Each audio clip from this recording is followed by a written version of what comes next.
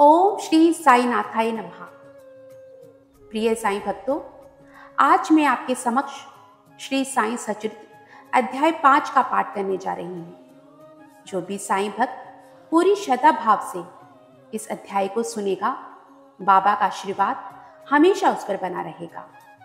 मैं अपने देवा, अपने बाबा से यही प्रार्थना करती हूँ कि बाबा कृपा दृष्टि बनाए रखना, सदा की लाज रखना, कोई भूल चूक हो जाए तो बाबा क्षमा करना। अध्याय 5, संतों के कार्य व साईं बाबा का अवतार। श्रीमद् भगवद गीता के 4 अध्याय के 7वें 8वें श्लोक में भगवान श्री कृष्ण ने कहा है कि जब जब धर्म का नाश और अधर्म की वृद्धि होती है, तब तब मैं अवतार धारण करता हूँ। धर्म स्थापन, दुष्टों का विनाश तथा संत जनों के कष्ट निवारण के लिए मैं युग युग में जन्म लेता हूँ। साधु और संत भगवान के प्रतिनिधि होते हैं। वे उपयुक्त समय पर प्रकट होकर अपनी कार्य प्रणाली द्वारा अपना अवतार कार्य पूर्ण करते हैं। अर्थात जब ब्राह्मण, क्षत्रिय और वैश्य अपने कर्तव्यों से विमुख हो जाते हैं, तब शूद्र उच्च जातियों के अधिकार छीनने लगते हैं।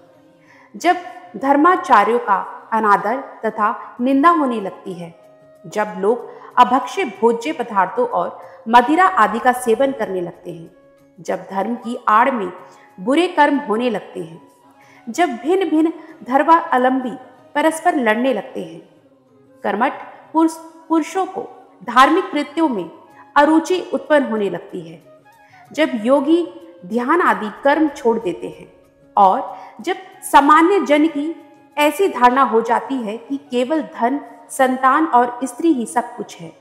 इस प्रकार जब लोग सत्य मार्ग से विचलित होकर पतन की ओर अग्रसर होने लगते हैं, तब संत प्रकट होकर अपने उपदेशों एवं आचरण के द्वारा धर्म की स्थापना करते हैं। वे हमारा उचित मार्गदर्शन करते तथा सत्य पथ पर चलने की प्रेरणा देते हैं। अनेक संत निवृत्तनाथ, ज्ञानदेव, मुक्ताबाई, नामदेव, गौरा, गौणाई, एकनाथ, तुकाराम, नरहरि, नरसिंह मेहता, सज्जन कसाई, सावता, माली और रामदास आदि सत्य मार्ग का दिग्दर्शन कराने हेतु समय समय पर प्रकट हुए और इन सबके पश्चात शिरडी में श्री साईं बाबा का अवतार हुआ। पावन तीर्थ शिरडी। अहमदनगर में बहने वाली गोदावरी नदी के तट बड़े ही भाग्यशाली हैं, जिन पर अनेक संतों ने जन्म लिया और अनेक ने वहां आश्रय पाया। ऐसे संतों में श्री ज्ञानेश्वर महाराज प्रमुख हैं। शिरडी अहमदनगर जिले के कोपरगांव तालुका में स्थित है। गोदावरी नदी पार करने के बाद मार्ग सीधा शिरडी ही जाता है। 8 मील चलने पर जब आप नीम गांव पहुंचेंगे तो वहां से शिरडी दिखाई देने लगती है। कृष्णा नदी के तट पर अन्य तीर्थ स्थान गानकापुर, नरसिंहवाड़ी और औदुंबर के समान ही शिरडी भी प्रसिद्ध तीर्थ है। जिस प्रकार दामोजी ने मंगलवेढ़ा, पंढरपुर के समीप को समर्थ रामदास ने सज्जनगढ़ को, दंतावतार श्री नरसिंह सरस्वती ने वाड़ी को पवित्र किया, उसी प्रकार श्री साईनाथ ने शिरडी में अवतार लेकर उसे पावन बनाया। श्री साईं बाबा का व्यक्तित्व। श्री साईं बाबा के सानिध्य के कारण शिरडी का महत्व विशेष बढ़ गया। उन्होंने इस भवसागर पर विजय प्राप्त कर ली थी, जिसे पार करना बड़ा कठिन है। शांति उनका आभूषण था और वे साक्षात ज्ञान स्वरूप ही थे। वैष्णव भक्त सदैव वहां शरण पाते थे। दानवीरों में वे राजा कर्ण के समान दानी थे। वे समस्त सारों के सार रूप थे। सांसारिक पदार्थों में उनकी रुचि नहीं थी। वे सदा आत्म स्वरूप में ही लीन रहते थे। अनित्य वस्तुओं का आकर्षण उन्हें छू भी नहीं पाया था।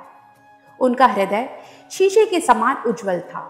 उनके श्रीमुख से सदैव अमृत वर्षा होती थी। अमीर और गरीब उनके लिए समान थे। मान सम्मान की उन्हें किंचित भी चिंता न थी। वे निर्भय होकर सम्मा भाषण करते, भांति भांति के लोगों से मिलजुल कर रहते, नर्तकियों का अभिनय तथा कृत्य देखते और गजल कव्वालियां भी सुनते थे। इतना सब करते हुए भी उनकी समाधि जरा भी भंग न होती थी। अल्लाह का नाम सदा उनके होठों पर रहता था। जब दुनिया जागती तो वे सोते, और जब दुनिया सोती तो वे जागते थे। उनका अंतःकरण सागर की तरह शांत था। उनकी कार्यप्रणाली का कोई अंत नहीं पा सकता था। कहने के लिए तो वे एक स्थान पर निवास करते थे, परंतु विश्व के समस्त व्यवहारों व व्यापारों का उन्हें भली भांति ज्ञान था। उनका दरबार ही निराला था। वे नित्य अनेक की वदंतियां करते थे, परंतु उनकी अखंड शांति किंचित मात्र भी विचलित नहीं होती थी। वे सदा मस्जिद की दीवार के सहारे बैठे रहते थे तथा प्रातः, मध्याह्न और सायंकाल लैंडी और चावड़ी की ओर वायु सेवन करने जाते, तब भी सदा आत्मस्थित ही रहते थे। स्वतः स्थित होकर भी वे साधकों के समान आचरण करते थे। वे विनम्र, दयालु तथा अभिमान रहित थे। उन्होंने सबको सदा सुख दिया। उनके श्री चरणों का स्पर्श पाकर शिरडी पावन बन गई। उसका महत्व असाधारण हो गया। जिस प्रकार ज्ञानेश्वर ने आलंदी और एकनाथ ने पेठण का उत्थान किया, वही गति श्री साईं बाबा द्वारा शिरडी को मिली। भक्तगण के लिए शिरडी एक दूसरा पंढरपुर, जगन्नाथपुरी, द्वारिका, बनारस, काशी, महाकालेश्वर तथा गोकर्ण महाबालेश्वर बन गई। श्री साईं का दर्शन करना ही भक्तों का वेद मंत्र था, जिसके फलस्वरूप आसक्ति घटती और आत्मदर्शन का पथ सुगम होता था। उनका श्री दर्शन ही योग साधन था और उनसे वार्तालाप करने से समस्त पापों का शमन हो जाता था। उनका पाद सेवन करना ही त्रिवेणी प्रयाग स्नान के समान था तथा चरणामृत पान करने के मात्र से ही समस्त इंद्रियां ही की पूर्ति होती थी। उनकी आज्ञा हमारे लिए वेदाज्ञा थी। प्रसाद तथा उदी ग्रहण करने से चित्त की शुद्धि होती थी। वे ही हमारे राम और कृष्ण थे, जिन्होंने हमें मुक्ति प्रदान की। वे ही हमारे पर ब्रह्म थे।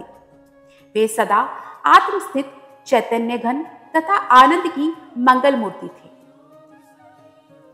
कहने को तो शिरडी उनका मुख्य केंद्र था, परंतु उनका कार्य क्षेत्र पंजाब, कलकत्ता, उत्तरी भारत, गुजरात, ढाका और कोंकण तक फैला हुआ था।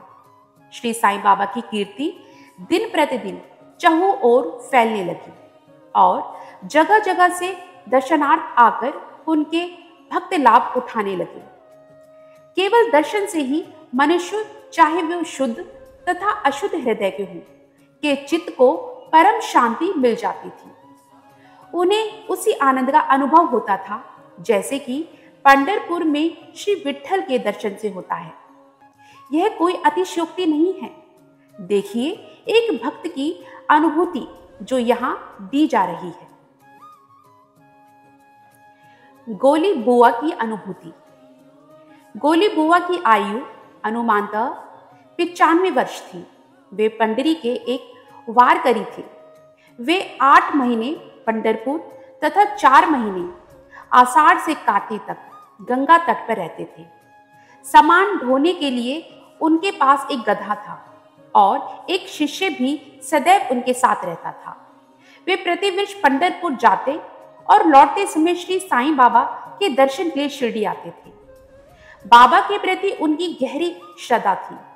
वे बाबा की ओर एकटक निहारते और कह उठते थे कि वे तो श्री पंढरीनाथ, श्री विट्ठल के अवतार हैं, जो अनाथ नाथ, दीन दयालु और दीनों के नाथ हैं।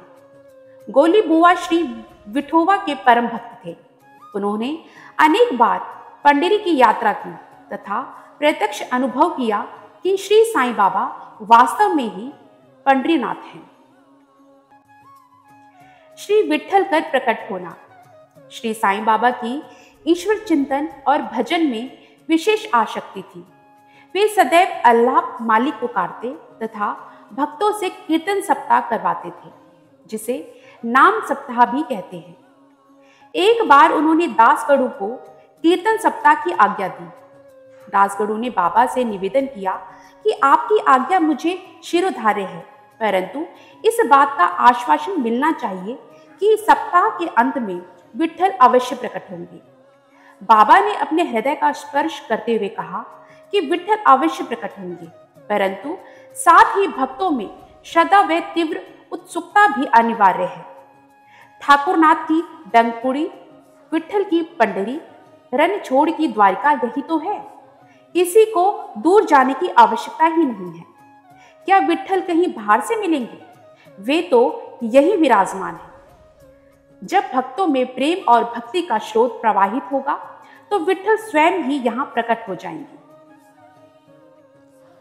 कीर्तन सप्ताह समाप्त होने के बाद काका साहेब दीक्षित सदैव की भांति स्नान करने के पश्चात जब ध्यान करने को बैठे तो उन्हें विट्ठल के दर्शन हुए।